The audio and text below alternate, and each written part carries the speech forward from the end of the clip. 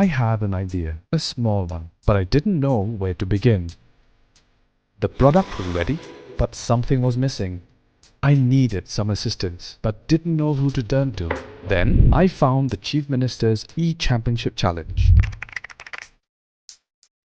Launched in 2019 by the government of Meghalaya, CMECC is more than just a competition.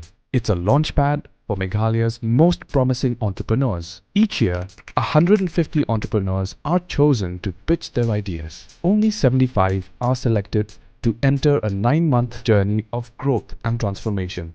In the Prime Incubation Program, they gain mentorship, national visibility and access to funding, business tools, bootcamps, co-working spaces and market access. To support their entrepreneurial journey, the program also provides financial assistance through business grants that help entrepreneurs grow and scale their ventures. The top 35 startups receive rupees 2 lakh and the remaining 40 startups receive rupees 1 lakh in funding. With free co-working spaces, startup tools, branding support, and legal services, CMECC helps you focus on what matters most: building. Prime helped us believe in our ideas. Only we made it click. CMECC has incubated many entrepreneurs from all 12 districts, creating thousands of jobs and impacting lives.